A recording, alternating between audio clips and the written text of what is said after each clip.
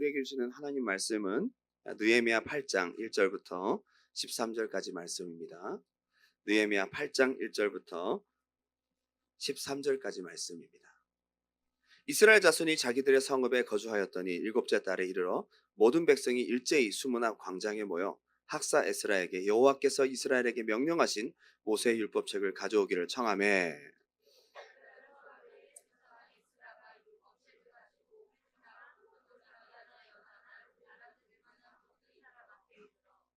수문학 광장에서 새벽부터 정오까지 남자나 여자나 알아들을 만한 모든 사람 앞에서 읽음에 뭇 백성이 그 율법책에 귀를 기울였는데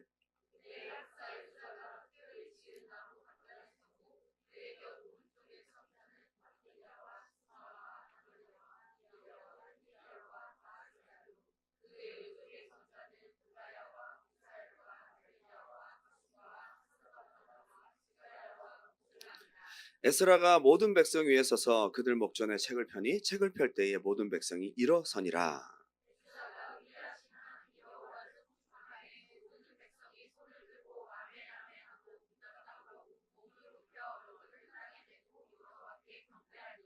예수아와 바니와 세레비아와 야민과 악국과 사부대와 호디아와 마아세야와 그리다와 아사랴와 요사박과 하난과 블라데아와 레위 사람들은 백성이 제자리에 서 있는 동안 그들에게 율법을 깨닫게 하였는데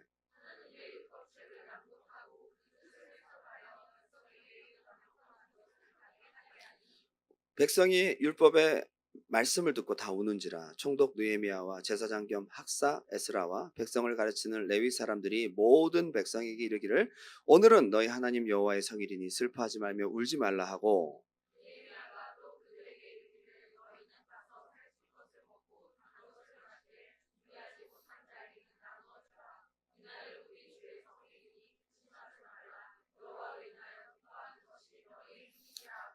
레위 사람들도 모든 백성을 정숙하게 하여 이르기를 오늘은 성일이니 마땅히 조용하고 근심하지 말라 하니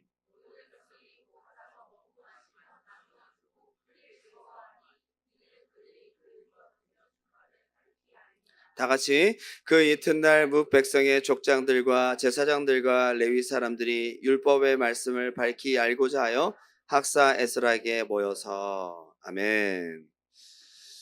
저는 느헤미야를 다시 우리가 묵상하고 보게 되면서 성벽이라는 하드웨어를 하나님이 구축하게 하신 후에 정작 하나님이 가장 관심 갖는 것은 성벽 재건 그 이후에 성벽 재건 그 이후에 하나님 백성으로서의 예배와 거룩성을 회복하는 데 있음을 다시 한번 알게 됩니다.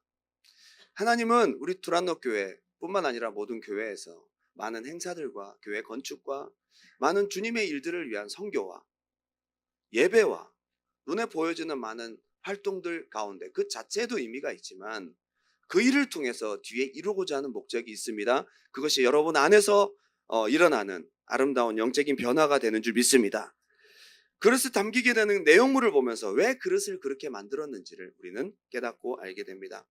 다윗과 솔로몬을 통해서도 성전이라는 멋진 하드웨어를 구축한 다음에 하나님의 관심은 역시 예배와 하나님 백성으로서의 삶의 회복, 정체성 회복에 있음을 우리는 보게 됩니다.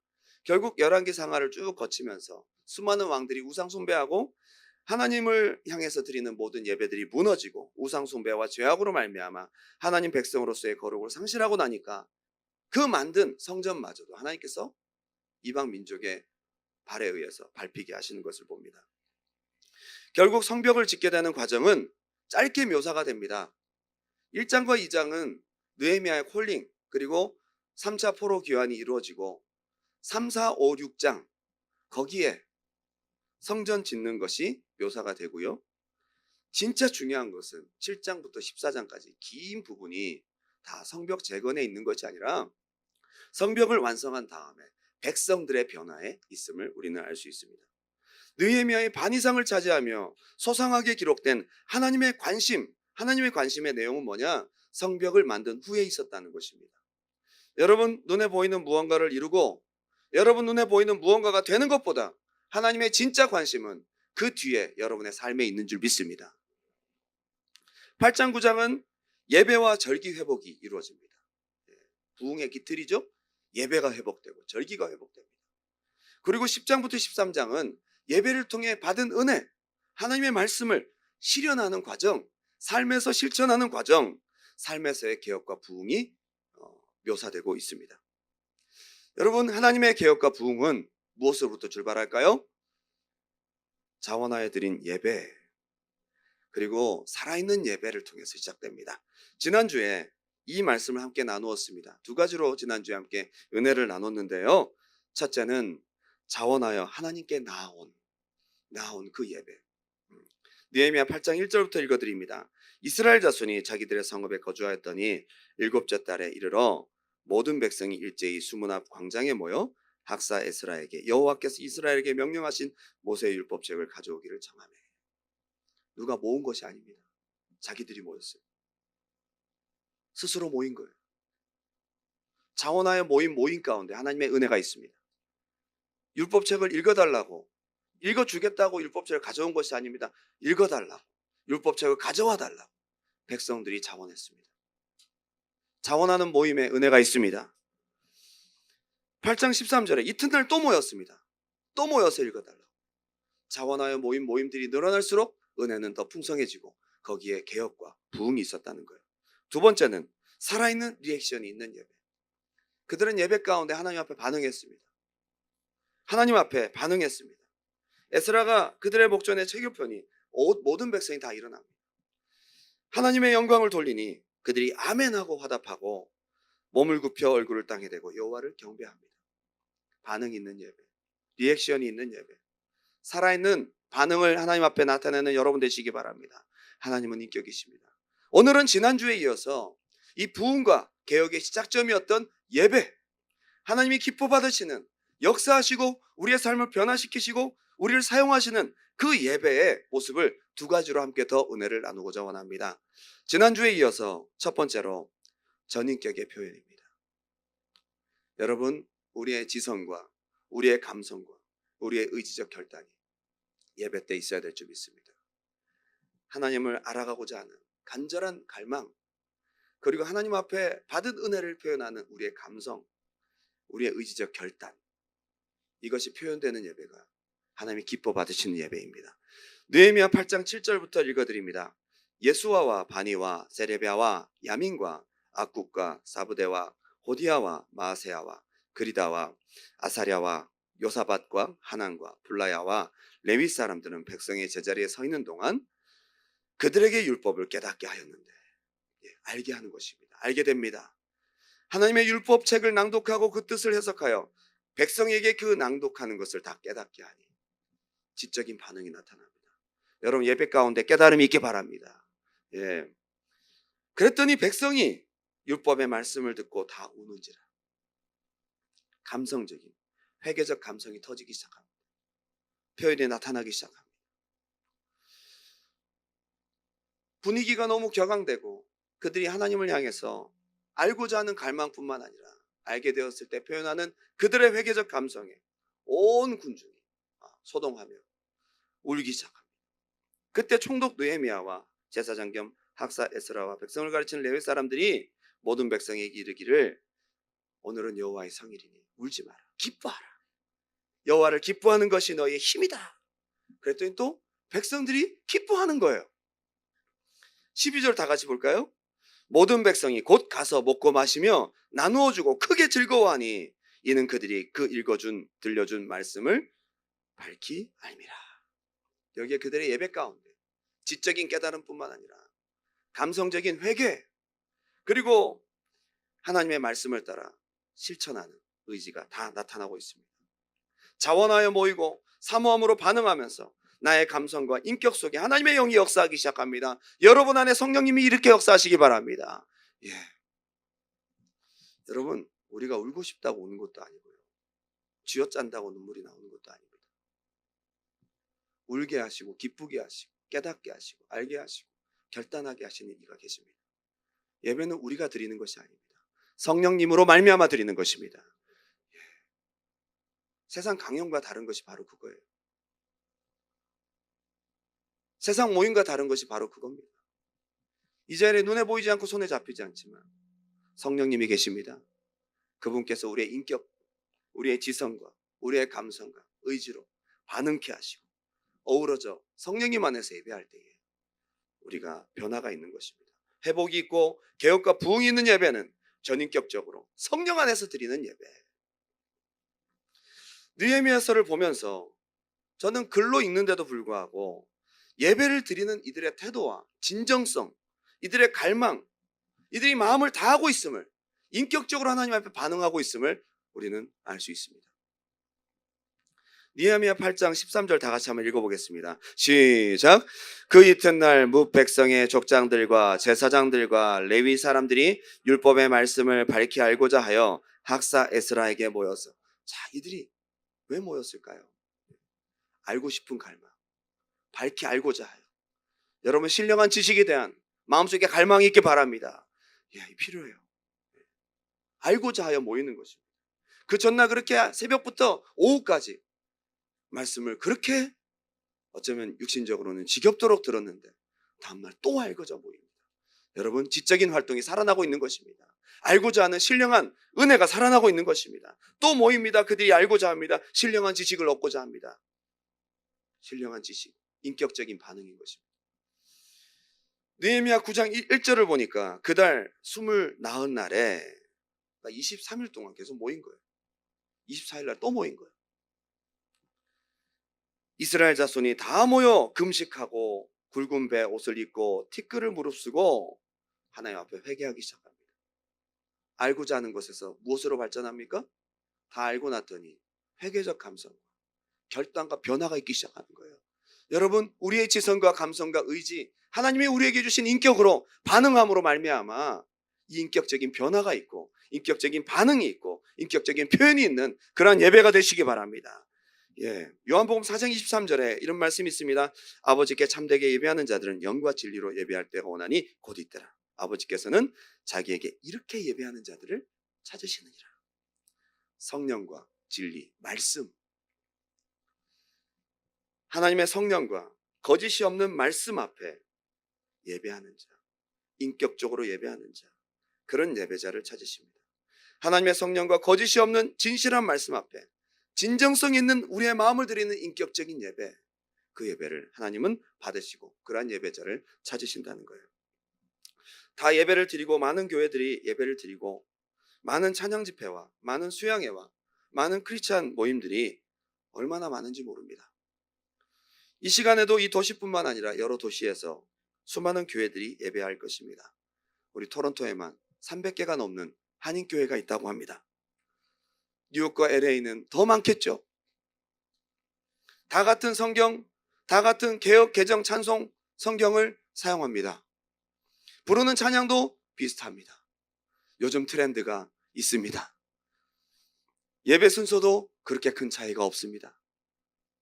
정통 교회라면 설교도 그렇게 큰 차이가 솔직히 없습니다. 뭐가 다를까요? 뭐가 다를까요? 어디에 예배의 은혜와 성령의 역사가 있을까요? 하나님 앞에 인격적인 표현이 다름을 통해 그 예배는 하나님의 임재가 다르고 성령 안에서 느껴지는 영적인 분위기가 다르다는 거예요. 예배를 드리는 여러분의 마음에 달려 있습니다. 얼마나 하나님 앞에 진정성 있는 예배를 우리가 마음 다해 드리느냐. 예배를 드리는 청중이, 예배를 드리는 청중들의 하나님을 향한 인격적인 반응이 어떠냐에 따라서 그 예배가 다른 것입니다. 구약의 제사에서 하나의 상징성을 우리가 발견할 수 있습니다. 구약의 제사는 양을 잡고 소를 바치잖아요. 근데 번제로 드리는 양과 소를 어떻게 합니까? 목을 자르고 각을 뜨고 그 속에 있는 더러운 것들 다 끄집어내고 물로 씻어서 그대로 벌려서 그걸 다 불태워 올리는 제사. 가리는 것이 없어요. 가식이 있습니까? 가식이 없어요. 오픈하고 각을 뜨고 내장을 전부 꺼내서 물로 씻고 하나님께 그대로 올려드립니다. 가식이 없는 예배입니다. 1년에 한 번 대속죄일 제사는 7월 10일 이스라엘 달력으로 7월 10일 대제사장이 그 잡은 피를 가지고 지성소로 들어갑니다. 여러분, 여기에 진실이 없을 수 있습니까? 가식이 있을 수 없어요. 이 피가 진실되지 않으면 내가 지성소에 들어가서 죽을 수도 있는, 두렵고 떨리는 마음으로 하나님 앞에 진실한 피, 진실한 속죄의 마음을 가지고 들어가는 것입니다. 어떻게 가식이 있을 수 있어요? 역대하 20장 1절부터 봅니다. 그 후에 모압 자손과 암몬 자손들이 마온 사람들과 함께 와서 여호사밧을 치고자 한지라. 남유다 여호사밧을 암몬과 모압 연합군이 쳐들어왔어요. 어마어마한 숫자가 쳐들어온 겁니다. 이제 끝이에요. 이제 망할 수밖에 없어요.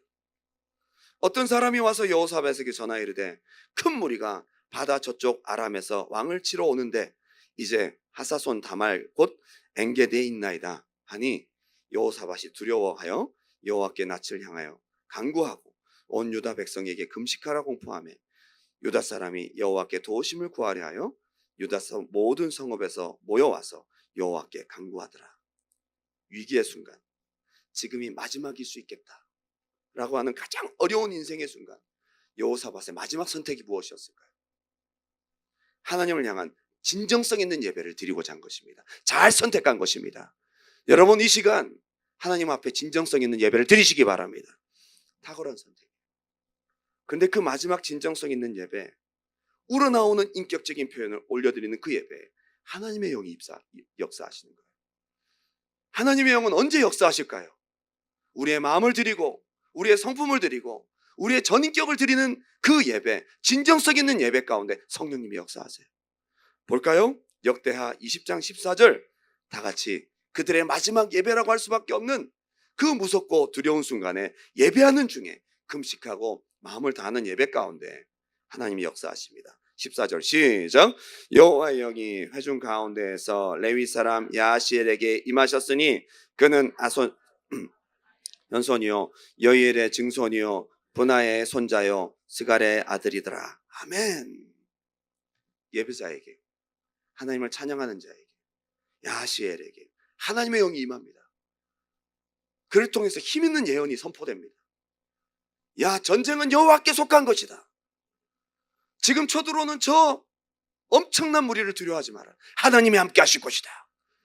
마지막 예배라고 생각하여 죽음을 앞에 두고 하나님 앞에 마음 다해 예배했는데 성령님이 그렇게 역사하시는 거예요.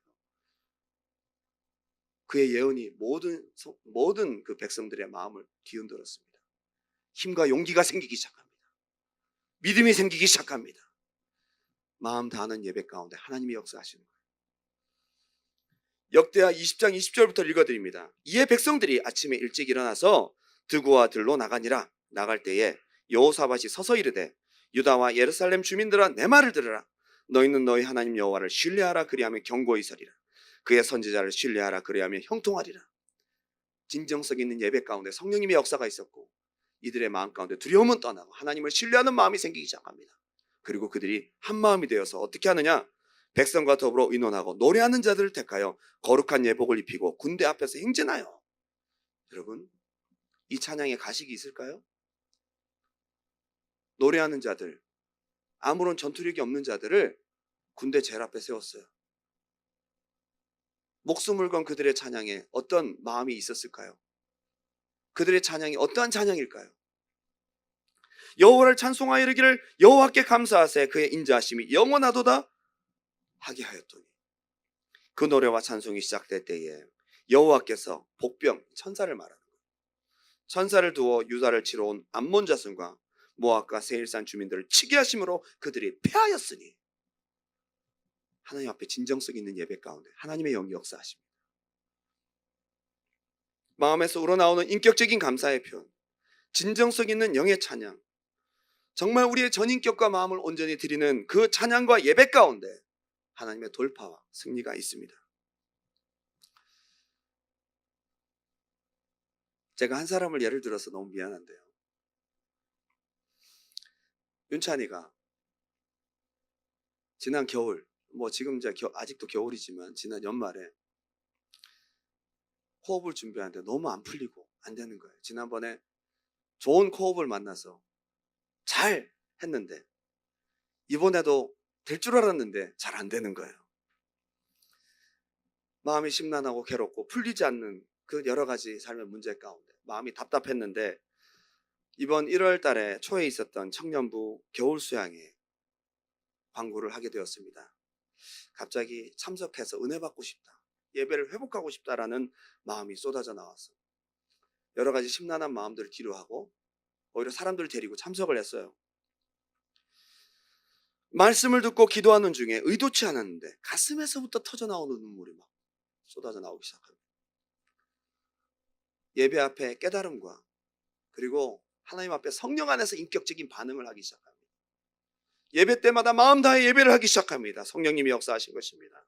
하나님께 울고 인격적으로 반응하며 하나님께 나아가는 예배를 드리게 되었습니다. 자기의 마음을 쏟았습니다.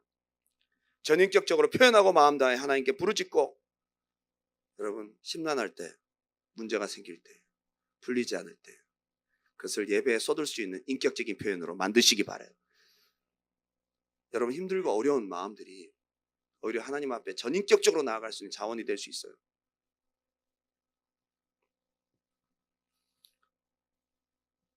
거기에 성령님이 역사하시면서 자기도 모르게 눈물이 터지고, 내가 우는 게 아니라 내가 왜 울지?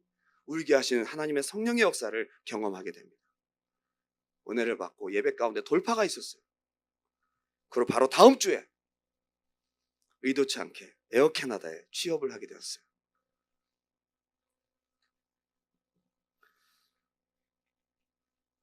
솔직히 윤찬이를 보면 그렇게 이쁘진 않은데 매니저가 거기 일하는 사람들이 얼마나 사랑하고 이뻐해 주는지.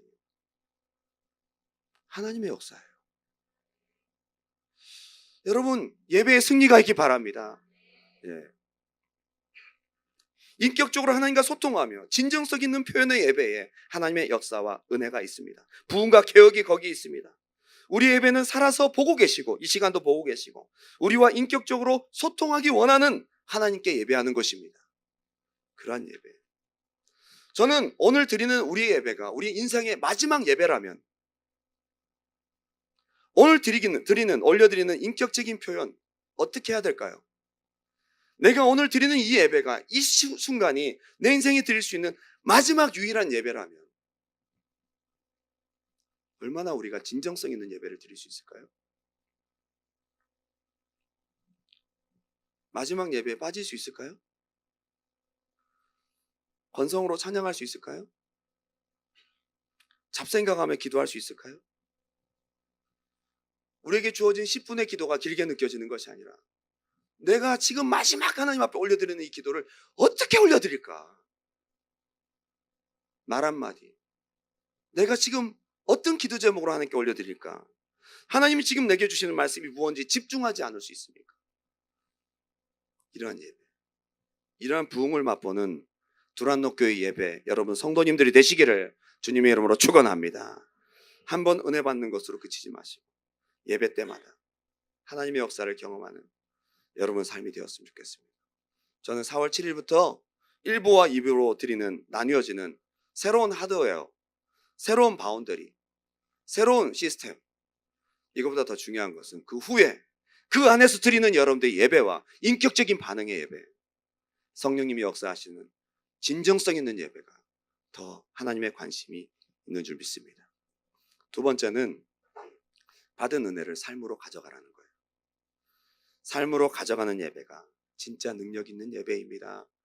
예배로 끝나지 마시고 오늘 들은 말씀, 은혜를 삶으로 가져가는 예배가 되시기 바랍니다. 느헤미야 8장 13절 다 같이 읽겠습니다. 시작. 그 이튿날 뭇 백성의 족장들과 제사장들과 레위 사람들이 율법의 말씀을 밝히 알고자 하여 학사 에스라에게 모였어.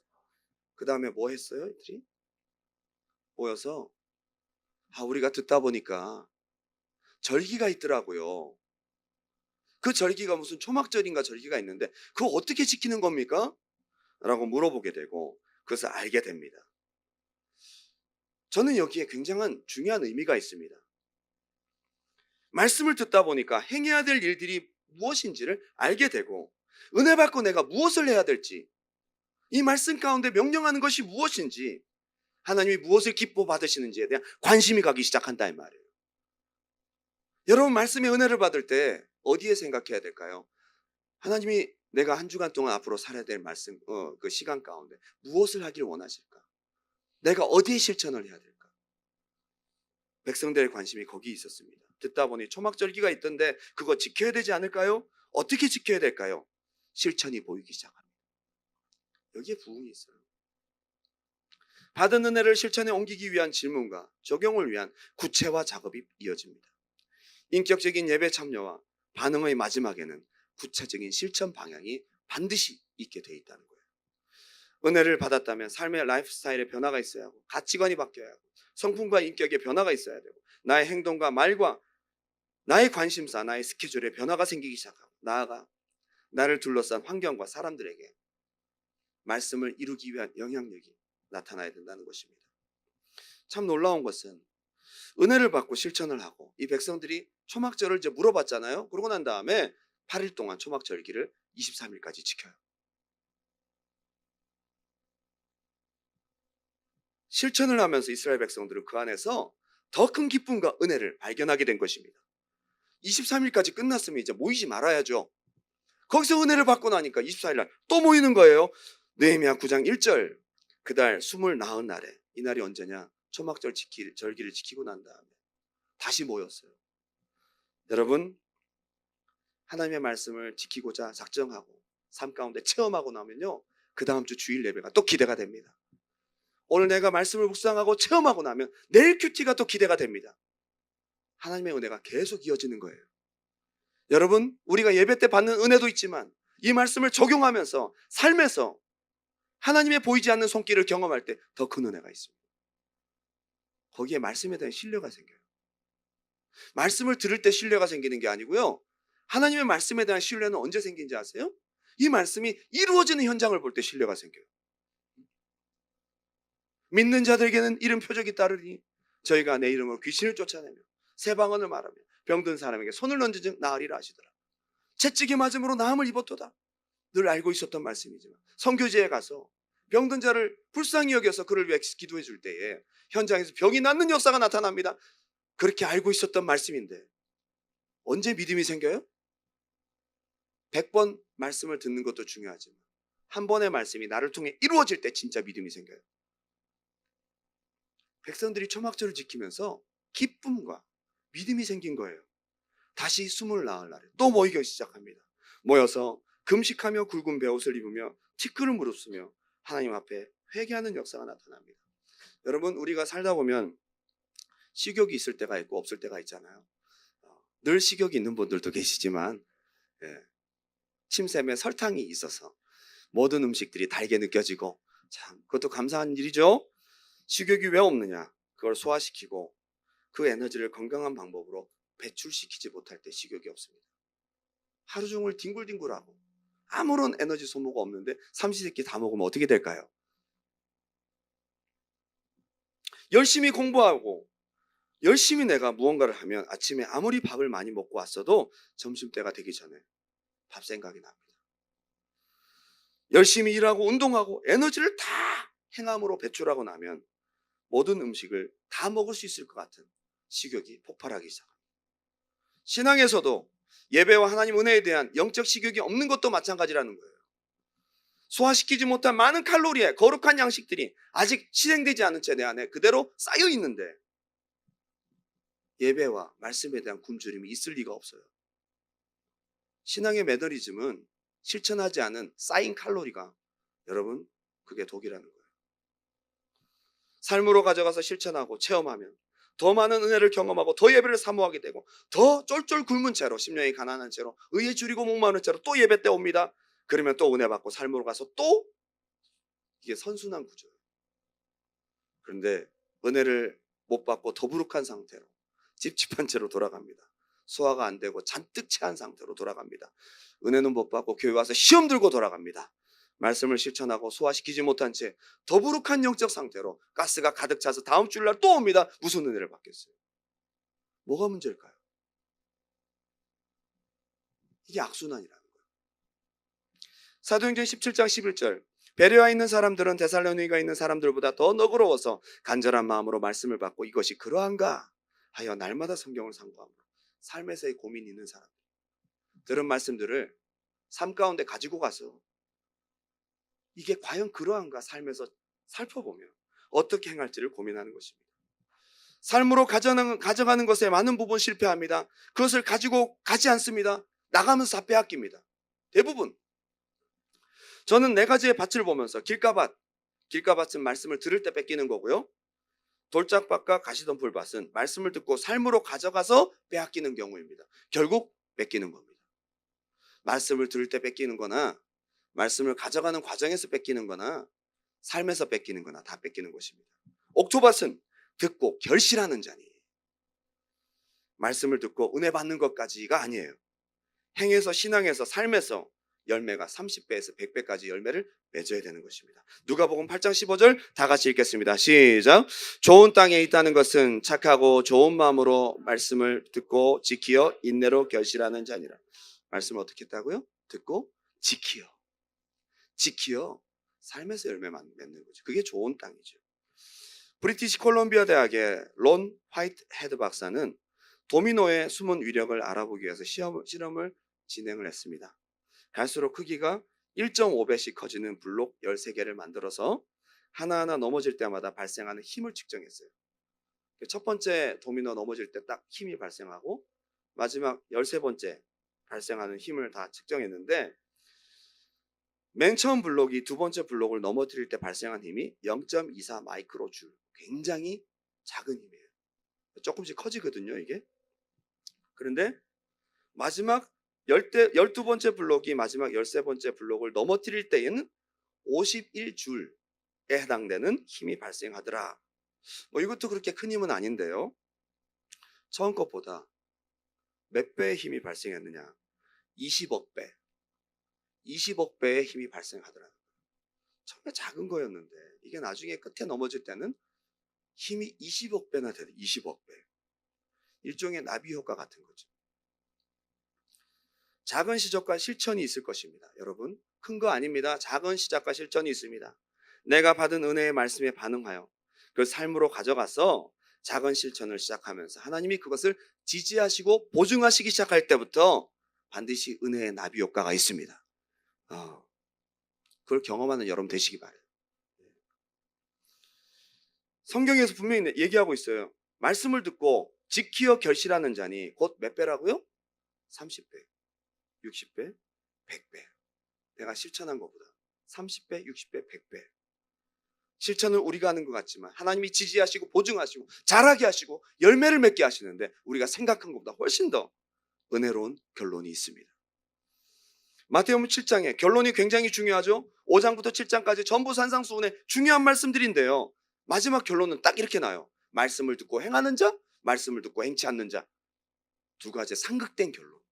아무리 말씀 많이 듣고 선지자와 율법의 강령, 그 중요한 신약 모든 성경을 압축한 것과 같은 5장부터 7장까지의 내용을 다 들었다 할지라도 말씀을 듣고 행하는 자, 말씀을 듣고 행치 않는 자. 듣는 게 중요한 게 아니에요. 듣고 행하는 자, 듣고 행치 않는 자. 둘 중에 하나예요. 자, 볼까요? 마태복음 7장 24절. 그러므로 누구든지 나의 이 말을 듣고 행하는 자는 그 집을 반석 위에 지은 지혜로운 사람 같으니 결과가 어떻습니까? 26절에 나의 이 말을 듣고 들었어. 행하지 아니하는 자는 그 집을 모래 위에 세운 자 같으리니. 아무리 들어도 행하지 않으면 소용이 없는 거예요. 일주일 내내 주님 말씀과 상관없이 살다가 여전히 소화시키지 못한 더부룩한 영적인 배를 가지고 예배를 드린다면 아무런 은혜가 없다는 것입니다. 일주일 내내 주님과 동행하기보다는 세상 마귀와 함께 있다가 그 마귀가 잠깐 여러분 교회 문 밖에서 기다리도록 해놓고 잠깐 예배를 드리고 나가면 안녕 다시 팔짱을 끼고 여러분 들은 말씀을 쏙 빼먹고 이 말씀을 행할 기회를 도무지 주지 않는 것입니다. 일주일 내내 패배하는 삶을 살고 말아요.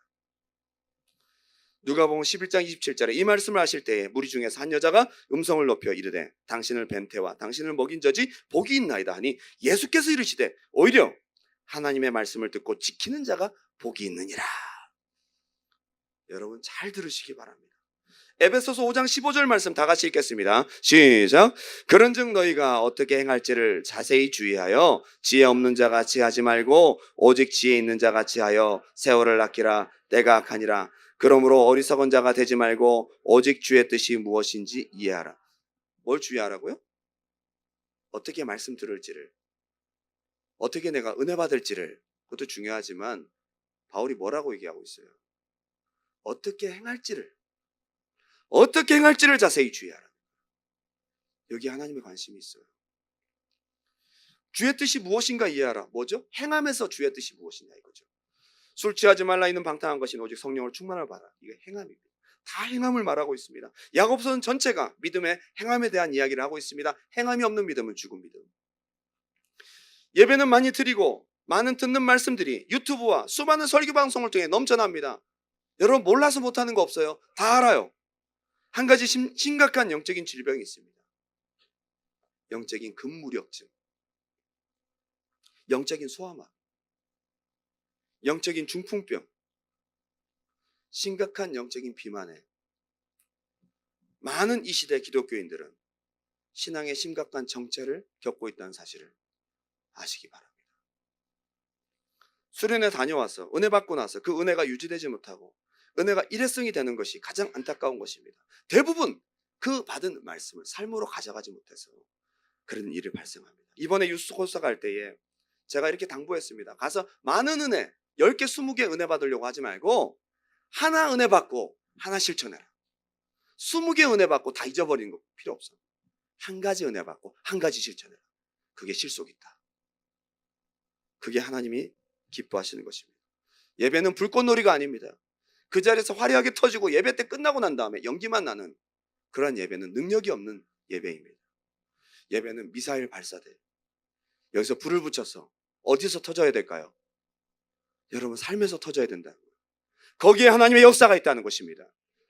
어떻게 행할지를 우리가 생각하며 내가 한 주간 주어지는 시간 동안 내가 한 가지 실천할 것을 생각하며 결단하고 나아갈 때 오늘도 그리고 삶의 현장 가운데 성령님의 지지하심과 동행하심이 있을 줄 믿습니다. 너희는 교회의 빛이요 세상에 교회의 빛이요 소금이라고 그러지 않았어요? 어디에 빛이라고요? 세상. 말씀을 적용할 거기가 빛과 소금을 감당해야 될 자리. 그러한 예배를 드리는 여러분 되시기 바랍니다. 이제 결론을 맺겠습니다. 느헤미야 8장과 9장에서 이스라엘 백성들이 은혜를 받고 난 다음에 무려 10장, 11장, 12장, 13장에 걸쳐서 받은 은혜를 어떻게 실천하는지에 대한 내용이 쭉 나옵니다. 10장은 결단할 것을 서명하고 임봉하고 실천을 시작합니다. 11장은 예루살렘을 중심으로 하나님이 기뻐하시는 곳에 거주할 사람들이 누구인지가 나옵니다. 12장 예배를 세우고 성전 중심의 삶을 실천합니다. 성벽 봉헌을 하며 모든 것이 하나님께로부터 왔음을 고백하고 찬양을 올려드립니다. 13장 그동안 옳지 못했던 악습들을 다 끊어내고 안식일, 이방 혼인, 우상 숭배에 대해서 인정에 매이고 실천하지 않았던 부분들을 전부 다 개혁하는 과정이 나타납니다. 그리스도인은 거룩해야만 되는 자고 물론 거룩한 자지만 거룩이 완성된 자가 아니라 거룩을 위해서 날마다 싸우는 자, 거룩을 위해서 싸우는 자, 삶에서 실천하는 자가 바로 주님의 사람인 것입니다. 하나님 눈에는 이것이 더 중요합니다. 삶의 예배, 삶으로 가져가는 믿음, 말씀을 한 말씀이라도 순종하고 그 말씀과 함께하기 위해서 어떻게 행할지를 고민하며 오늘 우리가 실천의 방향을 구체화시켜서 이 말씀을 삶으로 가져가서 열매를 맺는 옥토밭의 삶이 되시기를 주님의 이름으로 축원합니다. 이 시간 우리 다 같이 찬양하고 나아가겠습니다. 느헤미야의 말씀을 우리가 보면서 우리가 하나님 앞에 전인격적으로 반응하는 성령 충만한 예배, 이 말씀을 삶으로 가져가서 주신 말씀 한 말씀이라도 이루고 순종하려고 하는 그러한 예배, 오늘부터 여러분들이 그러한 은혜를 시작하는 시간이 되었으면 좋겠습니다. 이 시간 기도하는 마음으로 결단하는 마음으로 이 말씀을 우리가 함께 부르고 기도하고 나아가겠습니다. 주님 말씀하시면 주님 말씀하시면 내가 나가리라. 주님 뜻이 아니면 내가 멈춰서리라. 나의 가고 서는 것 주님 뜻에 있으니 오 주님 오 주님 나를 삶 가운데 이끌어 주시옵소서. 다시 한번 고백합니다. 주님 말씀하시면 주님 말씀하시면 내가 나가리라. 주님 뜻이 아니면 내가 멈춰서리라. 나의 가고 서는 것 주님 뜻에 있으니 오 주님 나를 이끄소서. 뜻하신 그곳에 뜻하신 그곳에 나 있기 원합니다. 이끄시는 대로 순종하며 살리니 연약한 내 영혼 통하여 일하소서. 주님 나라와 그 뜻을 위하여 뜻하신 그곳에 뜻하신 그곳 하나님 내가 순종의 자리 실천의 자리에 내가 있기를 원합니다. 열매 맺는 삶이 되게 도와주시옵소서. 순종하며 살리니 연약한 내 영혼 통하여 일하소서. 주님 나라와 그 뜻을 위하여 뜻하신 그곳에 뜻하신 하나님 그곳에 삶의 자리에서 우리와 함께하여 주시옵소서. 이끄시는 대로 순종하며 살리니 연약한 내 영혼 통하여 일하소서. 주님 나라와 그 뜻을 위하여 오 주님 나를 이끄소서. 이 시간 다 같이 한번 기도하고 나아가보자 원합니다. 오늘 말씀을 들으면서 다 당연한 이야기고 다 아는 이야기 같습니다. 그것이 중요한 것이 아닙니다. 오늘 하나님이 왜 이 말씀을 다 당연한 이야기를 왜 여러분들에게 우리에게 주셨을까요? 아는 것과 실천은 다릅니다. 전인격적으로 마음 다해 예배해야죠. 알죠. 그런데 지금 현재 그런 예배를 드리고 계십니까? 과연 나의 인격은 어디가 고장났을까요? 하나님 은혜 앞에 제가 감격할 줄도 모르고 하나님 은혜 앞에 메말라버린 나의 눈물, 하나님 신령한 지성이 발동하지 못해서 하나님의 진짜 뜻을 잘 모르겠어요. 의지가 너무 약하고 연약해서 결단하는 것이 두렵고 예배 때 하나님 앞에 반응하지 못하겠어요. 가면 또 넘어질 텐데, 가면 또 부서질 텐데, 가면 삶에 또 순응하게 될 텐데, 수없이 결단했지만 실패한 나의 과거로 인해 나의 의지가 약해져 있습니까? 올 시간 성령님 나의 인격이 살아나게 도와주옵소서. 예배적 감성이 회복되게 도와주시옵소서. 하나님 앞에 신령한 지식이 회복되게 도와주시고 나의 의지가 다니엘과 같이 주님 손에 붙들림 받게 도와주시옵소서. 하나님 지금까지 듣기만 들었지 실천할 줄 몰랐습니다. 예배 드리고 나가면 그만, 하나님 말씀을 듣는 것이 하나도 생각나지 않고 삶으로 가면 전혀 예배 드리지 않는 사람처럼 살아갈 때가 너무나 많았습니다. 불쌍히 여겨 주시옵소서. 긍휼히 여겨 주시옵소서. 간절히 기도하세요. 하나님 나의 삶 가운데 하나님 실천의 은혜가 있도록 인도하여 주옵소서. 열매를 맺는 옥토밭이 되게 도와주시옵소서. 100배 열매를 맺는 은혜가 되게 도와주옵소서. 작은 우리의 실천의 시작이지만 하나님 붙들어 주셔서 아버지 하나님 열매를 맺는 삶이 되게 도와주시라고, 거기에 하나님께서 우리 두란노 교회와 여러분 삶 가운데 개혁과 부흥을 허락하실 줄 믿습니다. 우리 주님의 이름 한번 뜨겁게 부르고 기도합니다. 주여